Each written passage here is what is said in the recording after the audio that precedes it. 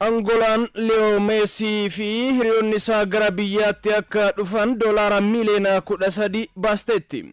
Biyyi giddugala Afrikaa Angolaan sadaasa 11 bara 1975 kolonii Portugal jala bilisoomu ishee ni yaadatama. Leo Messi fi taphattoonni garee biyyaalessaa Argentina keessummaa kabajaa ta'uudhaan guyyaa kabaja bilisummaa Angolaa waggaa 50ffaa irratti ni argamu jedhamee eegama. Shaampiyooniin addunyaa gareen biyyaalessaa Argentina har'a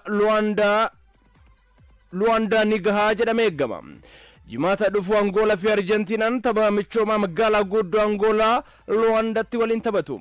Federeeshinii kubbaa miilaa Angolaa miseensonni garee biyyaalessaa Argentina gara Angolaa akka deemaniif doolaara miliyoona 13 baasuun gabaafamee jira. Guyyaan kabaja bilisummaa Angolaa sadaasa 11 kibxata darbe kabajamuu yoo eegalu torbee kana keessa kabajamaa itti fufa. Angola fi Argentinaan yeroo tokko qofa waliin taphatani.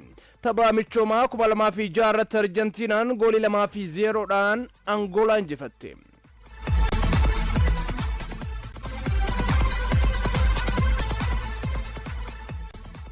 Gulaalli xumuraa waancaa addunyaatiin irraa Naayijeeriyaan Gaaboon Kaameruun Riippaabilika Koongoo waliin taphatu.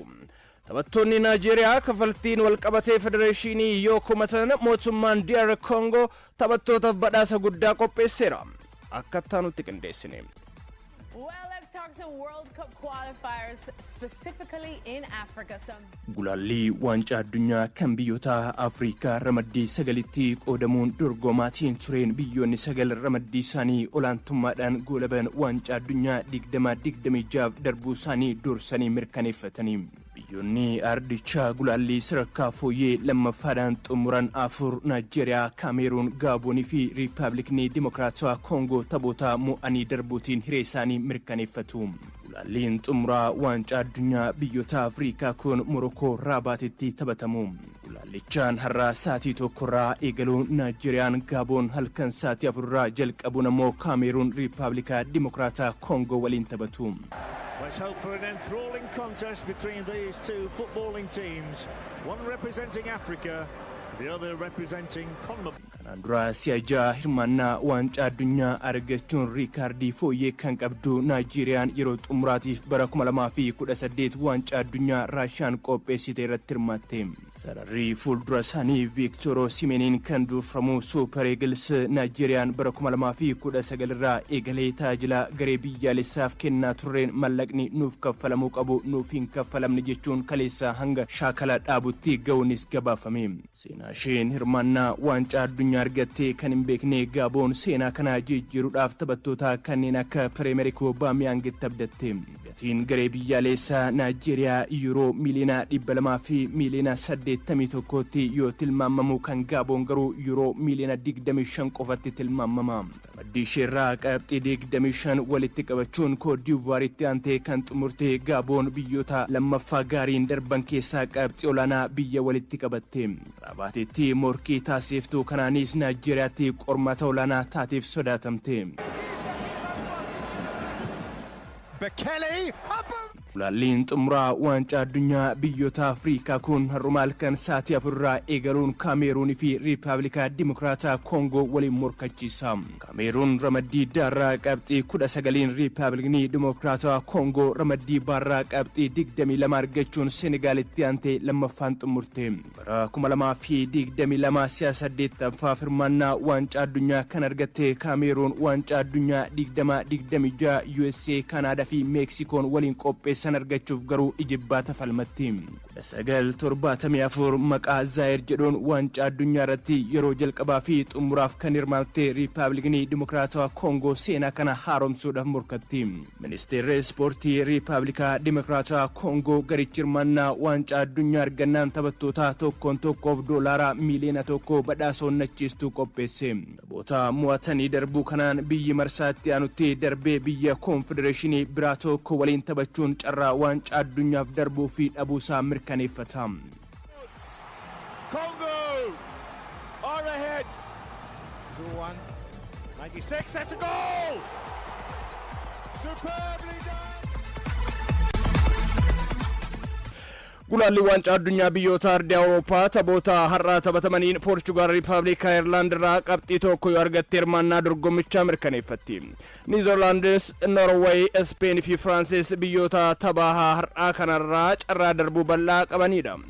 Abdurrahmaan Amiin.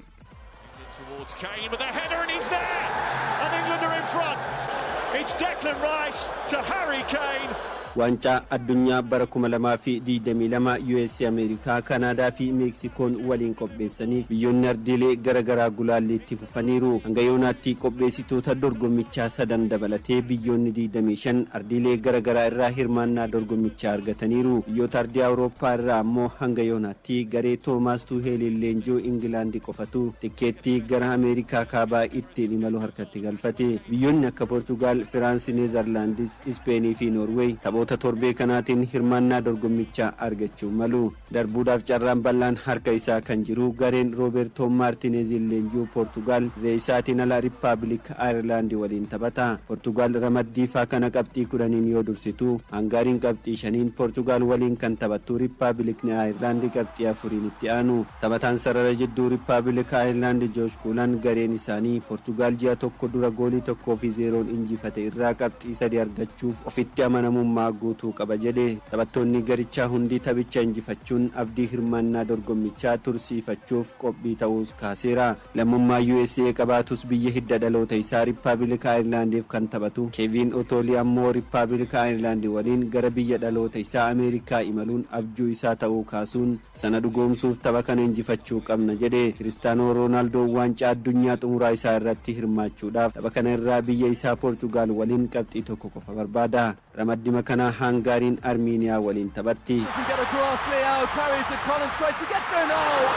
Ramaddii jalatti Firaansi Yuukireen waliin yoo taphattu tapha kana yoo injifatte osoo taphni tokko ishee hafuu darbuu ishee mirkaneeffatti. Firaansi qabxii 10, Yuukireen qabxii 7 sadarkaa tokkoffaa fi lammaffaa irra ta'anii waliin morkatu. Biyyoonni lamaan taphoota 13 waliin taphatan keessaa Firaansi 7 injifachuun shanqixaan xumuranii Yuukireen tokko qofa mo'atte. Ga'umsa amma irratti argamaniinis Firaansi injifannoo sana itti fufsiiftiif eeggamti. Ramaddima kana Azerbaajaan Aayerlaand waliin taphatti. Ramaddii jalatti Noorweey Istooniyaa yoo injifatte hirmaannaa dorgommichaa ni argattiif biyya eeggamtuudha. Qabxii 18 ramaddii kana Noorweey yoo dursitu Italiin 15 ta'anti. Gulaalli waancaa addunyaa biyyoota ardii Awurooppaa kanaan goolii 12 galchuun dursaa kan jiru Erling Haaland yeroo jalqabaatiif waltajjii guddaa addunyaa kanarratti hirmaachuu fi baay'ina goolii galchaa jirus ol dabaluuf morkiin tapha kanaan taasisus xiyyeeffannoo argateera. Ramaddima kana Itaaliin tapha Moldoovaa waliin dirree isheetiin ala taphattu yoo hin injifanne carraan kallattiin darbuu ishee jalaa dhiphata. Itaaliin tapha xumuraa biyya ramaddicha dursaa jirtu Noorweey waliin waan taphattuuf tapha kanarraa qabxii 3 argachuun ishee gargaaruu danda'a. Biyyi hirmaannaa dorgommichaa argattee sagantaa taphaa qofa guutuuf taphattu Ingilaandi Wembileetti Sarbiyaa simatti. Tapha kanaan leenjisaan garee biyyaalessaa Ingilaandi Toomaas Tuuheel dargaggoota hedduuf carraa laataniiru.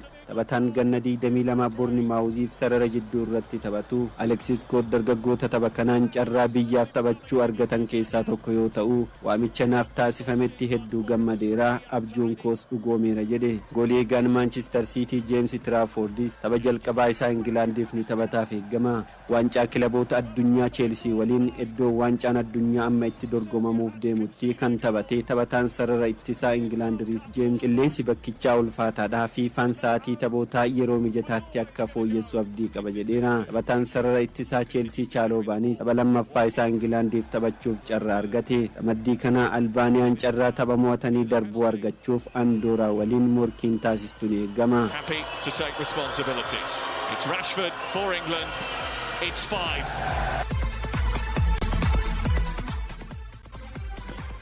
Champions League dubartoota Awurooppaatiin Arsenaal yoo mo'amu Manchester United injifate. Dirree ofiin alatti Bayern Munich waliin kan taphate shaampiyooniin Awurooppaa gareen dubartoota Arsenaal goolii 2-0 dursaa ture boodarraa goolii 3-2 mo'ame. Arsenaal goolii Emil Fox fi Marional Caldanten daqiiqaa 23 jalqabaa keessatti galchaniin 2-0 dursaa ture. Bayern Munich boqonnaadhaan booda daqiiqaa 67 fi 86 irratti goolii 3 galchuun duubaa ka'uudhaan injifate. Leenjisaan Bayern Munich Jose Barkalan garee miiraa injifachuu fi xiinsammuu injifannoo qabu jechuun garee isaanii dinqisiifatan. Arsenal Champions League dubartoota Awurooppaa baranaa taphoota 3 taphate keessaa 2 mo'ameera. Kaleessuma Old Traffordtiin Paris Saint-Germain kan simate Manchester United goolii 2-1 injifate.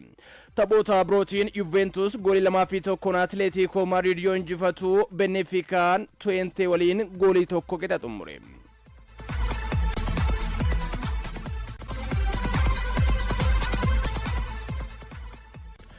Magaalaan Cardiff tapha baniinsa waancaa Awurooppaa bara 2028 akka qopheessitu filatamte. Magaalaan Cardiff tapha baniinsa waancaa Awurooppaa bara 2028 qopheessuuf filatamteerti. Taphoonni walakkaa xumuraa fi xumuraa London Stadium Wembleytti taphatamu. England, Scotland, Wales fi Republicni Ireland dorgommicha waliin ta'uun qopheessu. Stadiumonni 9 dorgommichaaf qophaa'aniiru. Gamtaan kubbaa miilaa Awurooppaa taphni baniinsa magaalaa guddoo Wales Cardiffitti akka dorgomu murteesseera. Taphoonni nuusa xumuraa Stadium Cardiff Principality, Stadium Aviva Dublinitti argamu, Hampden Park Glasgow'tti argamu fi Wembleytti dorgomu. Stadiumiin Manchester City Etihadis taphoota ni keessummeessa. Stadiumiin Tottenham kan Aston Villa kan Everton Hill Dixon fi kan Newcastle United St James Park Stadiumota England qopheessite keessai. Waancaa Awurooppaa baranaa qopheessitoonni kallattiin hin darbani. Dirqama gulaalli irraa darbuudhaaf morkachuu qabaa jedhe UEFA.